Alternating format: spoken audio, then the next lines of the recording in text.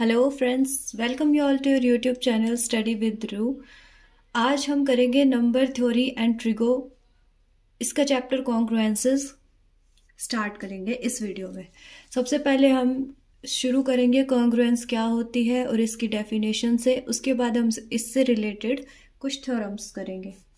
ठीक है, सबसे पहले आता है कॉन्ग्रुएंस होती क्या है।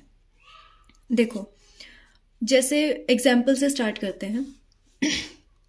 माना कि 7 को मुझे जो है वो डिवाइड करना है 10 से।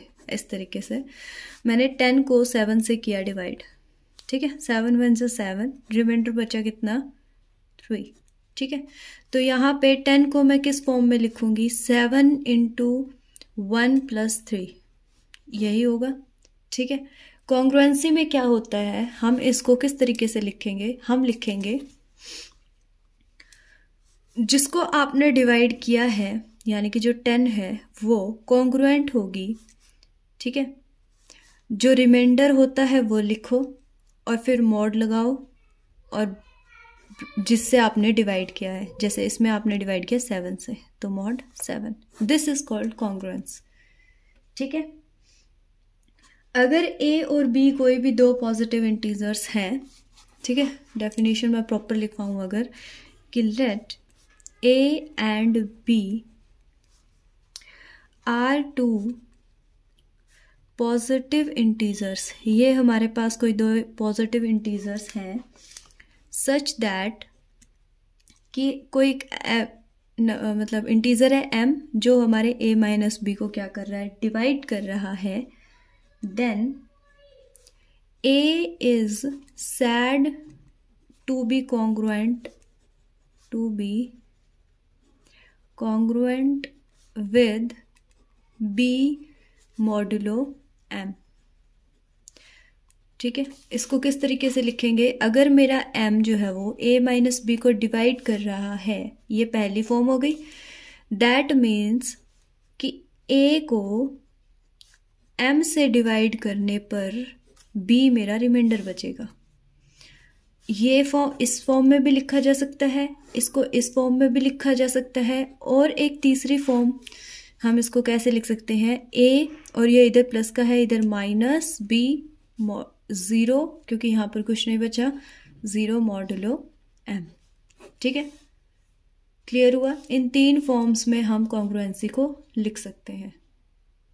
ठीक है, अगर मैं इसको इन तीनों फॉर्म में लिखूं तो एक तो ये हो गया 10 is congruent to 3 modulo 7।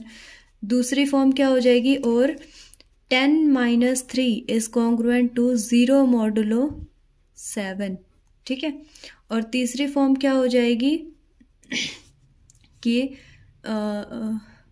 7 divides 10 minus 3, simple. ठीक है, तो ये हमारी 3 फॉर्म होती हैं इसको लिखने की। कॉन्ग्रुएंसी क्या होती है ये आपको क्लियर हो गया होगा, इससे डेफिनेशन भी लिखवा दी है।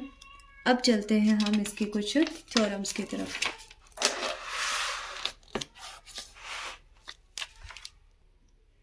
फर्स्ट थ्योरम है हमारी, an integer is congruent to its remainder. ठीक है, तो देखो मैंने माना कि मेरे पास प्रूफ पे करते हैं, लेट किया कि आर भी जो है वो मेरा रिमाइंडर है when A is divided by M. मैंने ये एक कंडीशन ले ली कि मैंने कहा कि मेरा जो m है वो जब मैं m को a से डिवाइड करूंगी तो मेरा रिमाइंडर बचेगा r, सिंपल। यानी कि जब m जो है वो इस तरीके से लिखा जाएगा। क्लियर हुआ। और अगर वैसे इसको देखा जाए बाय डेफिनेशन, अगर मैं देखूं डिविजिबिलिटी की डेफिनेशन से, तो क्या होगा कि जब मैं a को डिवाइड कर रही हूं किससे, m से, तो मेरा रिमाइंडर बच रहा है r। तो कुछ इस फॉर्म में हम इसको लिख सकते हैं, a is equals to M B plus R की फॉर्म में।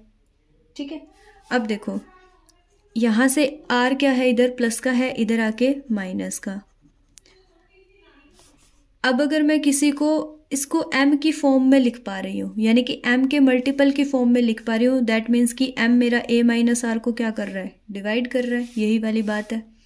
ठीक है, अगर ये इसको डिवाइड कर रहा है दैट मीन्स अभी जब डेफिनेशन बताई थी तो क्या बोला था, इसको मैं क्या लिख सकती हूँ कि A is congruent to R modulo M.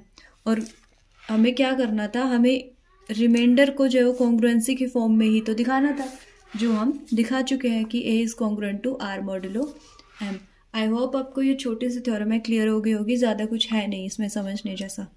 Okay, अब मूव करते हैं सेकेंड थ्योरम की तरफ।